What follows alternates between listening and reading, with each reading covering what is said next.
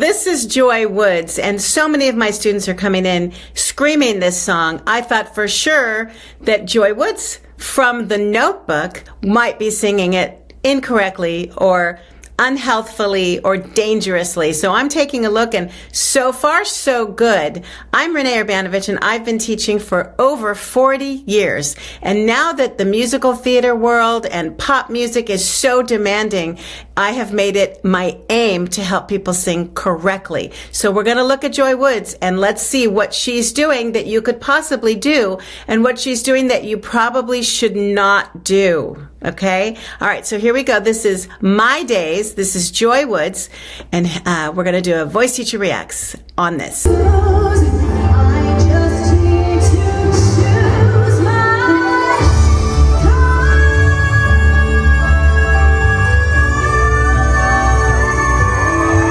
Okay, everyone's screaming, so you can't quite hear what's happening.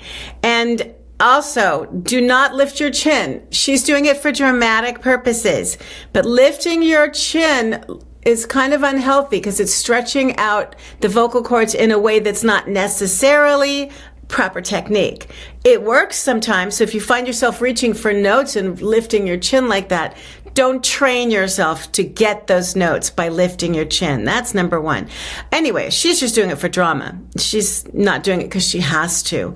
And you can see the really tall, long vowel, ta, ta, ta, tall, like you're hitting the roof of your mouth, like hard palate singing. Okay, so that's fantastic. And then when she hits that higher note, she's sending it in the right way, in the right direction. She's not straining. She's doing what we call thinning out. She's thinning out the chest, the husky chest. Okay, so pay attention. I love if you're taken by it. Go ahead and be taken by it. But when we break it apart, see how she's doing what she's doing. She's not pulling up a lot of husk. It gets a little thinner. So listen closely to that. We're going to keep going.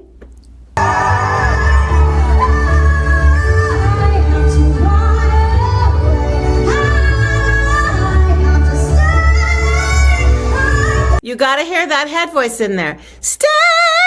She's adding resistance. Stay! She's adding resistance and a little bit of bass. So it would be normally head voice would sound like this. Stay! But then when you add resistance and cry a little bit, stay! It sounds cry baby. It sounds a little bit more belty. So that's the secret. That's the dirty secret of good voice training. You're really in head voice. I'm here to tell you, it's not a mystery. Listening again.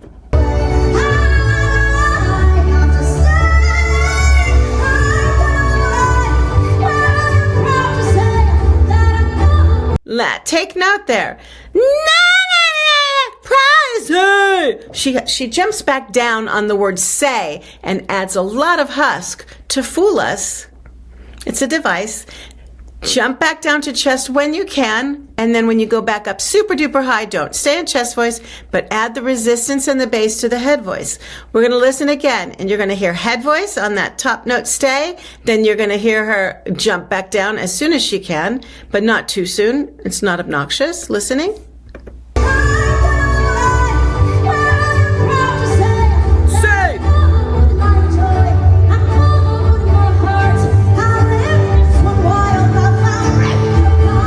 Oh, ripped it apart. She did the little grovel thing. I like it. I don't teach that. I don't like when people do that, but she's allowed to do it. She's singing very balanced. You can see she's not necessarily hollering. And that's the test, right? When you're doing a song and you have to holler, then you can say, am I hollering? Am I yelling? I must not be doing it right. One of the tricks that I give in my course is I followed. You use your hand motions. I followed. And you do it in that resisted head voice, which I'm not doing. You use your hand motions to help you balance so you don't go jump back and forth. I followed my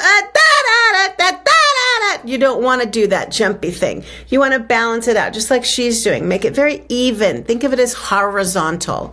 These are little mental tricks. When you use your hand motions, it helps you balance it out. Because in your mind, you think you should be screaming because she sounds like she's screaming. So it's kind of cool that your brain assumes when you're not trained that she's screaming, but she's not. She's trained, she's thinning out, she's adding resistance, she's adding bass, she's completely controlled and balanced.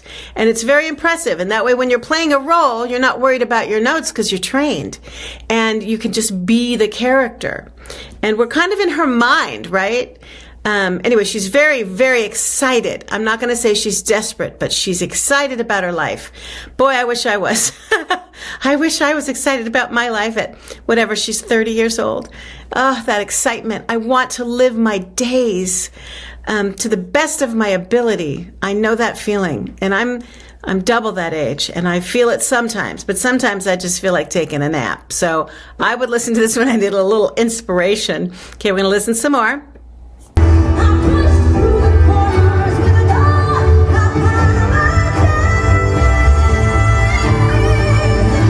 I just love it. Okay, so she's getting that edgy, thin kind of screechy sound, right? It's called resonance, really. She's keeping the resonance in it. She's adding a lot of resistance.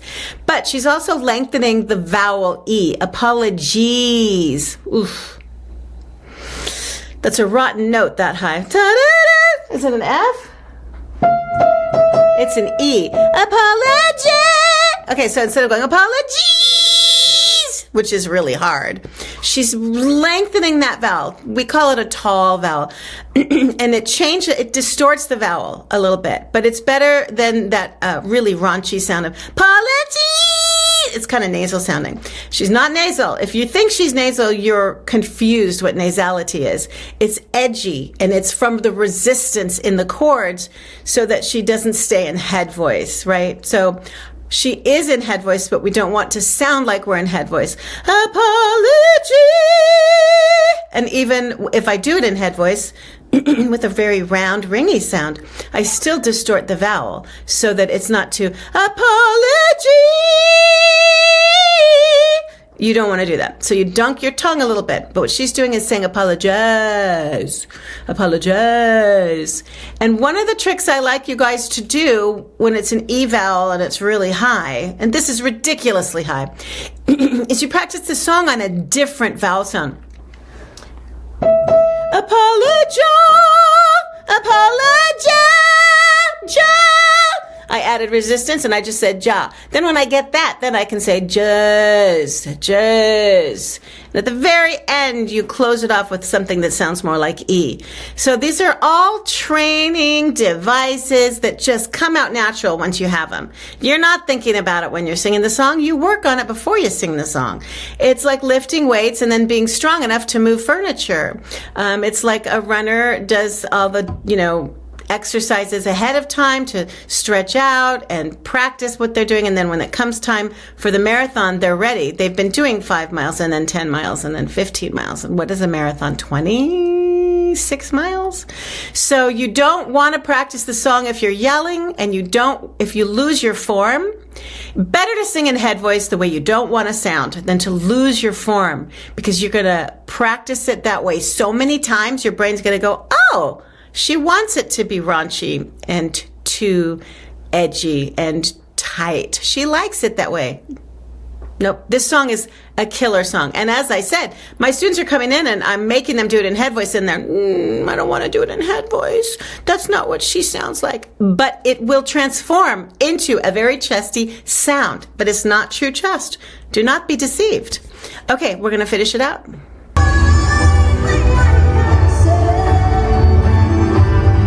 All right, did you hear the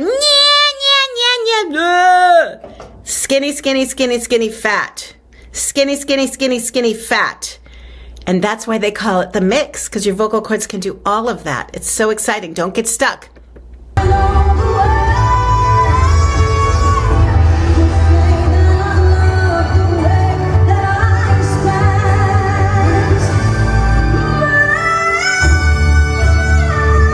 You hear it? It's head voice. Now, resistance is like this, instead of whew, you cry, a little bit of cry there. You resist it.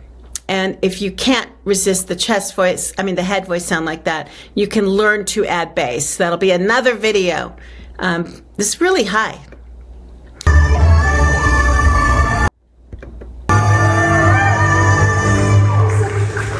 Oh, it ended. I didn't expect it to end so soon. It's really, let's listen to it again, because it was kind of unsatisfying in a little bit of a way. Yeah. For whatever reason, she cut it a little short.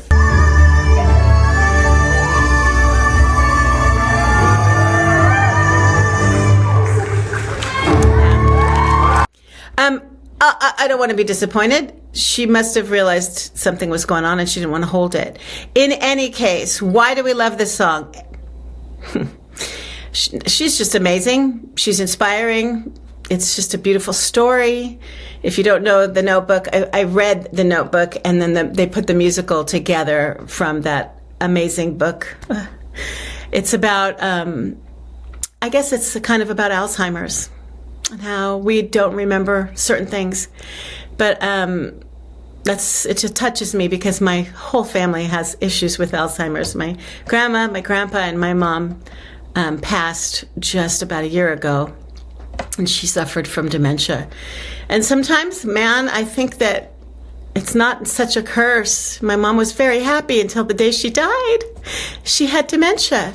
She was not unhappy. She was a happy lady. So this is when she is not reviewing her life, but looking forward to her life. She wants to live every moment with intention, with passion. I mean, some people don't. Some people think, I just want to be Zen, and I just want to meditate, and I just want to be peaceful. And I'm working on that. But this is more me too. I want to do everything I can as fast and hard as I can. I want to do as much as I can. And then obviously you kind of have to pick and choose when you lose, your life force is starting to seep out of you. So I think everybody loves this song because we all have a little bit of this juice where we realize that we're mortal, we're not going to live forever, and we want to live it to the best of our ability. Carpe diem, live life to its fullest. And sometimes we don't have control over a lot of things. Not everybody can sit there and set their intention every day and meditate a half an hour every day. And the privileged people that get to take all their supplements and have their 8 hours of sleep and, get to choose their work hours. Good. I'm happy for those people, but obviously the majority of the people on the planet don't have all those options. But we can still choose joy, and her name is Joy. Joy Woods. Joy. We would like to have joy and live our life with joy, even if we have to work too many hours, and even if we can't make ends meet, and even if we can't take our little supplements and meditate. We can have joy in our hearts, and we can live life the best that we can and not complain and be grateful for every single day that we have breath. Because right now that is not the case across the globe. There's a lot of bad, horrible things going on. So those of us that can live with joy and can set our intention to live to our best of our ability, we can contribute those thought forms to the collective and hopefully make the world a better place. I love the inspiration that Joy Woods gives me in this song. And I love when my students come in to sing it because it gives us something to work really hard on to help them in their quest to be the best singer they can be. And that's just the beginning, because once you have all of the tools to navigate and execute the song that means so much to us, then we can actually perform our duty to the collective and give our gift. So let's just keep doing that. Let's be the shamans. And let's be the leaders, the voice leaders and the thought leaders to contribute to the collective and make it all better. Because, singing wasn't always about being famous and making a living and getting chosen and winning an audition. Singing was originally meant to bring us together in ritual, to bring us together in worship, to bring us together in our grief. And in this particular scenario, in our century, in our era, it is bringing us together through cyberspace to inspire us through these amazing vocals to be the best that we can be. So let's all do that. Let's be the best that we can be for the sake of the whole world. Thank you, Joy Woods. And thank you, everybody. Like, share, subscribe, and I'll see you next time.